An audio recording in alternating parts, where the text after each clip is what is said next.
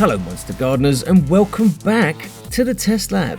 My name's Dr. Watt and in today's episode we have an absolutely enormous test for you. The entire PHYTOMAX-2 range from Blackdog LED, which includes the first true 1000 watt LED I've seen with my own eyes. And it's an absolute beast of a fixture. So much so that I actually had to give it a nickname. But wattage aside, there's something else that's unique about these Blackdog fixtures, the spectrum, which to the naked eye looks kind of purplish in comparison to the full spectrum offerings that we've been testing recently. In place of the full spectrum and much more uniform arrays of both the Spectrum King and Next fixtures, there's a multicolored array of diodes which together create a unique spectrum which Blackdog call their phytogenesis spectrum. And it's these differing approaches that's at the heart of a huge wave of marketing from both schools of thought, with each of course declaring that their approach is the better. Which is the Pandora's box that I mentioned in the last episode. Spectrums are a very tricky thing to get your head around, and it's an issue of such importance that we've decided to dedicate an entire episode of TESTLAB towards explaining everything from photosynthesis, that is how plants convert electromagnetic radiation into chemical energy, to less well-known physiological responses like photomorphogenesis.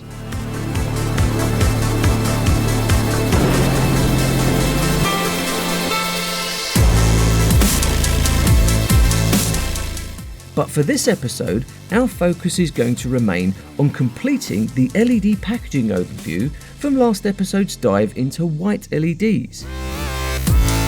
We're going to do this, of course, by looking at the different types of colour LEDs and their multi-diode brethren, bi- and tricoloured LEDs.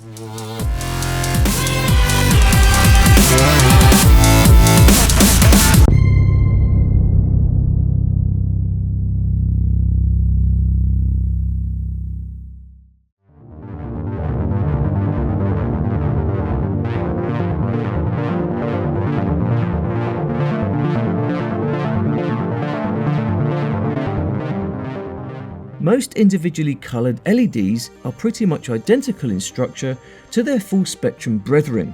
That's because, as we mentioned in the last episode, full spectrum or white LEDs aren't in fact full spectrum or white at all. For the most part, they're actually blue LEDs with a spectrum shifting phosphor coating that converts the blue light into what we commonly refer to as full spectrum, but which in reality isn't quite as full as the sunlight it aims to mimic. If you remove the phosphor cap, you end up with a much more efficient blue or base coloured LED. I say more efficient because all the light is roughly the same frequency, so none of the output is being lost to the conversion process, such as going through a phosphor cap.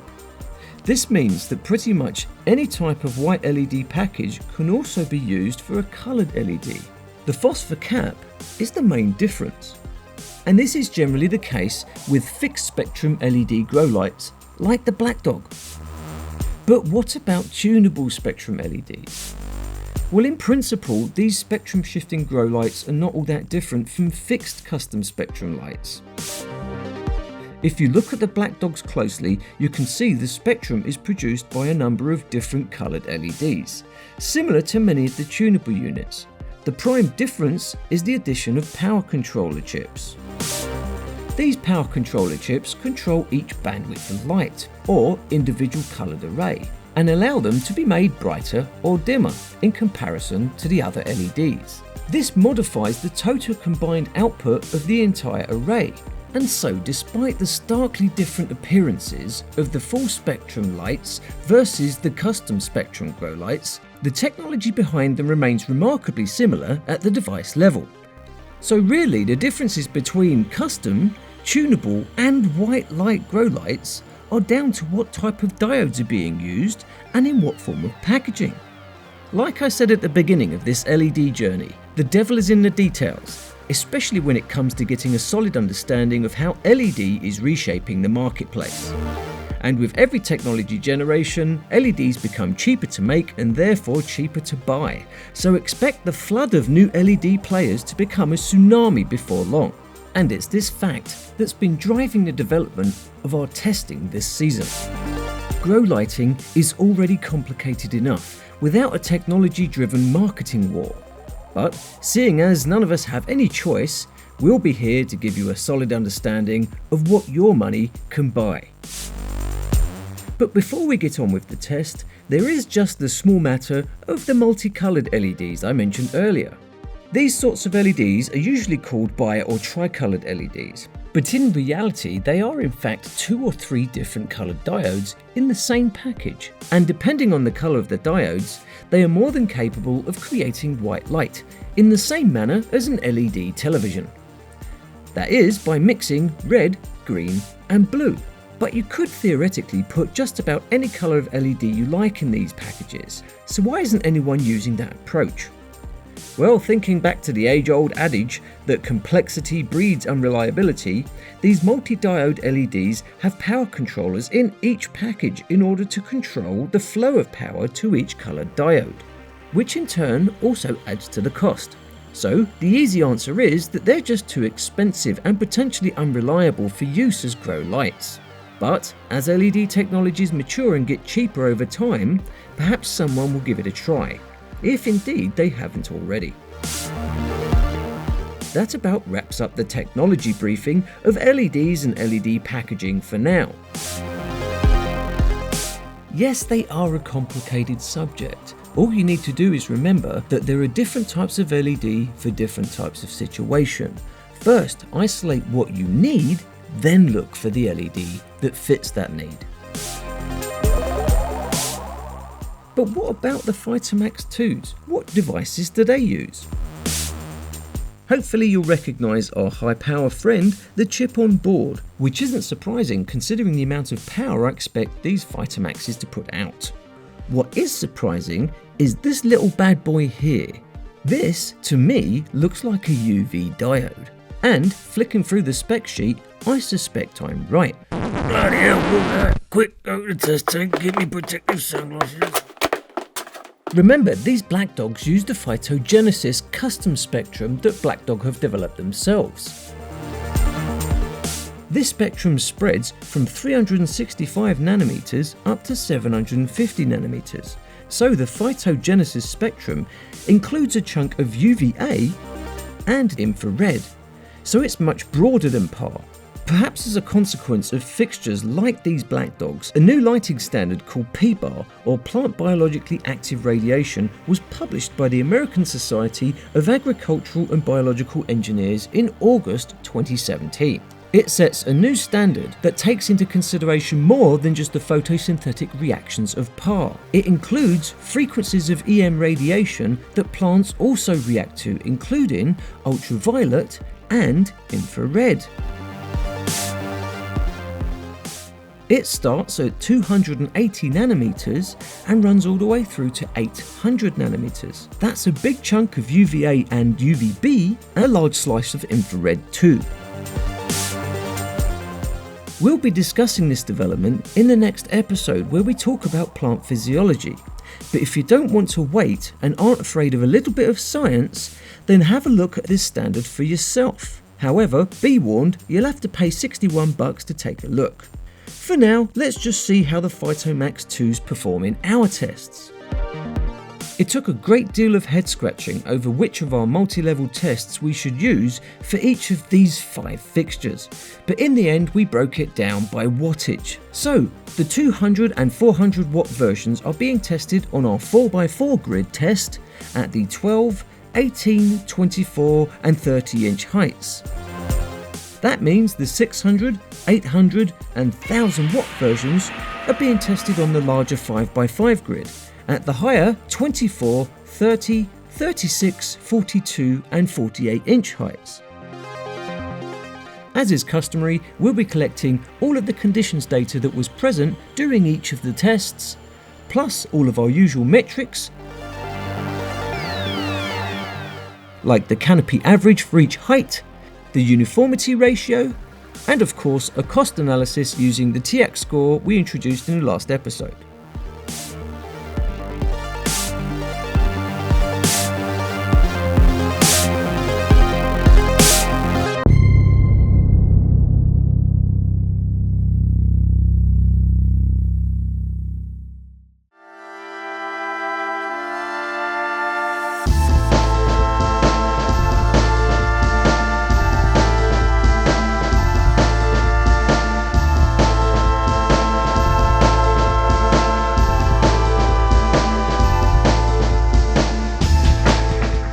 must admit it's taken me quite some time to gather my thoughts about these Blackdog fixtures.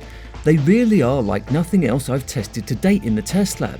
Comparing them to either the Next or Spectrum King offerings feels like comparing a bulldozer to a family car. They are literally chalk and cheese. For a start, all of the PHYTOMAX-2s weigh a ton. Well, not literally, but they are certainly weighty. And not just the big ones either. Even the 200 watt version is a bit of a porker.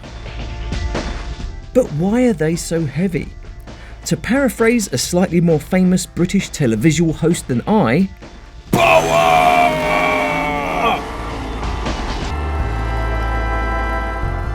Over the course of the last few episodes, we've discussed at length the trade-off between power and heat in the LED world. Whereas the Spectrum King and Next designs try to strike a balance between power and efficiency, the PHYTOMAX-2s focus on raw, unadulterated horsepower. The side effect of this design decision is an awful lot of heat. And in order for the high power cob LEDs to last more than 10 seconds, it's got to be dealt with, and that's where the weight comes from. These enormous heat sinks, which on the 1000 watt monster must weigh almost 40 pounds all by itself. And it doesn't stop there. These things get so hot they also employ fans to keep the heat sinks cool. This means that relatively speaking, the Blackdogs do produce a lot of heat compared to other LED technologies. However, remember, HID produces more heat than LED in general. So if you're in the market for top fuel dragster levels of power, you'll certainly like these PHYTOMAX-2s. But enough of the thoughts and feelings, let's take a look at some numbers, shall we? Because I'm pretty sure the death ray configuration is sweating its title around about now. But first, we'll look at the lower power offerings, beginning with the 200 watt PHYTOMAX-2. As with all the LEDs we've tested, I must again point out that our method of testing is more than a little bit unfair to all fixtures, be they gas discharge or LED varieties. It's the reason which we began testing at multiple heights, to collect as much data as possible. As has become the norm, there's nothing I can really compare these 200 watt results to in our old test library. But what I can tell you is even this smallest unit packs a very big punch. According to the available specs, the 200 watt unit is designed for a 3x3 footprint at a height of 21 inches, which our tests suggest is pretty much optimal. You could probably drop it to 18 inches without too many issues, according to these numbers, but you would risk overexposure, so don't take my word for it. Moving on to the 400 watt unit, and the directional nature of light that's produced by an LED source becomes a bit of an issue, as the 18 and 12 inch results are next to useless. Now this is not the fault of the 400 watt Blackdog, it's down to me picking the wrong test. However, it does give me an opportunity to discuss some of the odd things I've noticed since I've begun testing LEDs. The first thing to talk about is a very odd property, which is the directional nature of LED sourced light. It's down to the way the light is generated, and this is especially prevalent in high power LEDs. But what do we mean by that? Let's take a look at a light source like this one. This is a 1000 watt DEHPS lamp. Switch it on and the source of the actual light itself is this cylindrical arc tube, where the plasma is emitting the light. But where is the light going? Everywhere, of course, 360 degrees. In fact, this lamp would be next to useless as a grow lamp without a reflector to guide the light. Because there's no lens to direct the light, it's pretty diffused or hazy. In the industry, this is something that's called light spill.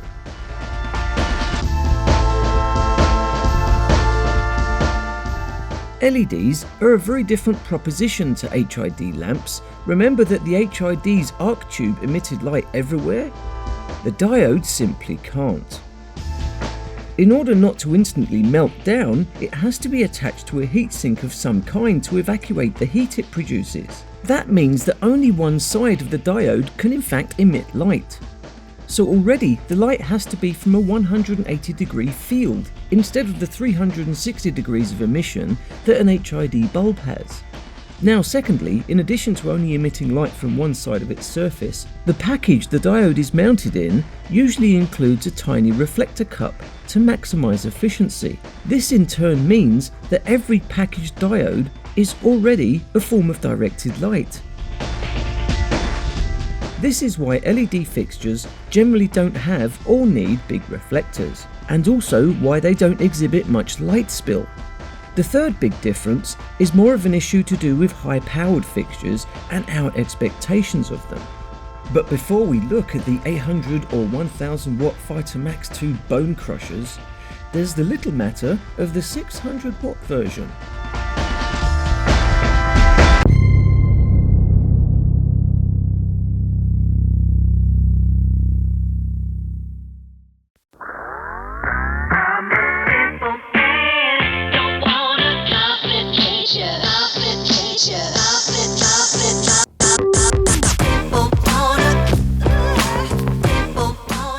There is of course no possible way that we could take a look at the 600 watt PHYTOMAX-2 without also comparing it to both the next Mega at 640 watts or the 645 watt SK600 from Spectrum King.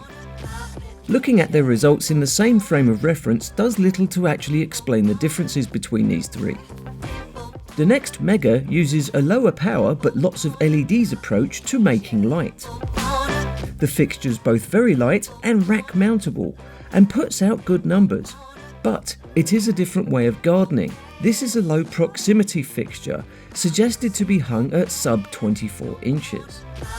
If we look at the SK600, it requires a lift to a much higher height, and it's a more industrial looking fixture, putting out similar numbers but on a completely different footprint. The SK600 has a far more square pattern and looks designed for light compounding. The 600 watt Blackdog actually used 20 watts less to produce the highest center spot reading of these three. It puts out similar numbers at 36 inches to our benchmark 1000 watt DEHPS Gavita. The only thing that's lagging behind is the uniformity ratio, which is a good chunk worse than either of the other LEDs.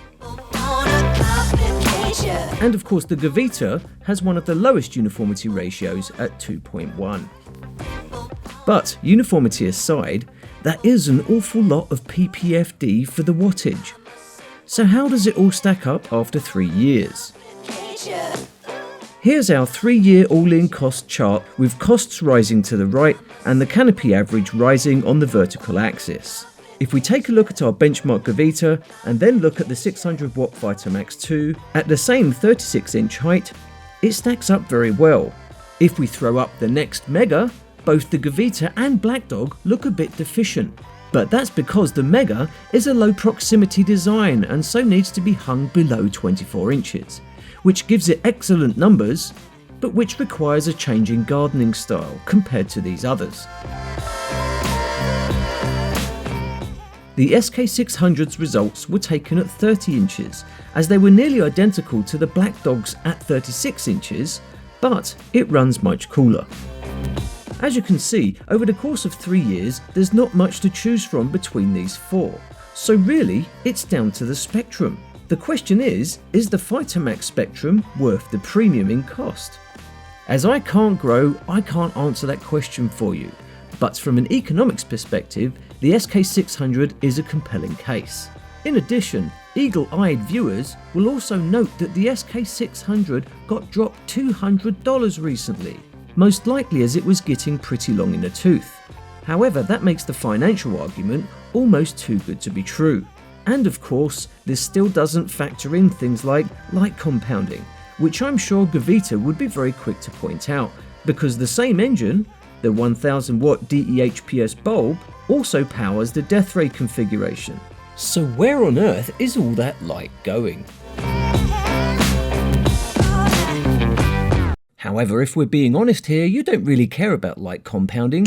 All you care about is how much ppfd the 800 and 1000 watt big dogs give out. Because if the 600 watt does this, what can the 800 and 1000 watt versions do?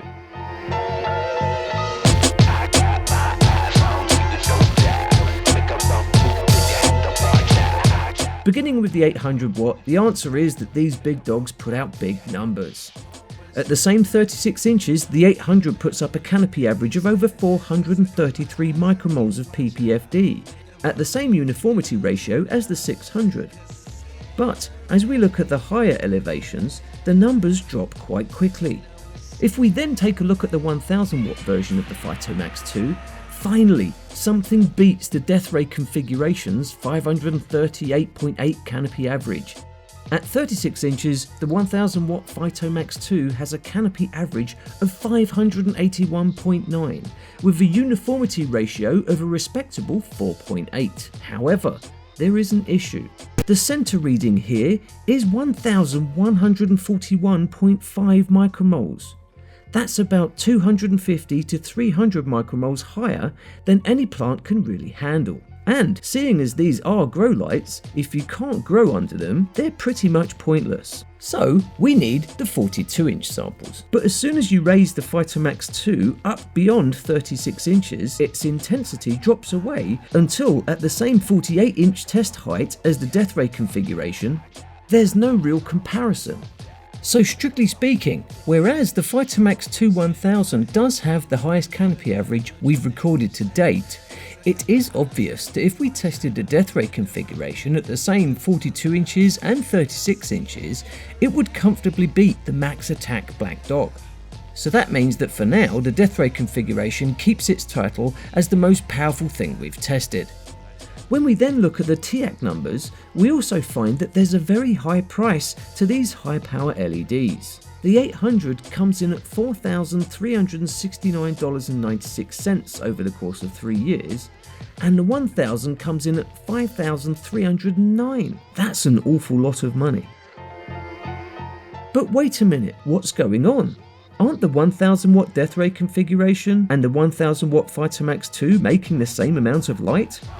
Well, yes and no. Actually, the PHYTOMAX-2 is likely making more light volume, but light volume doesn't mean intensity.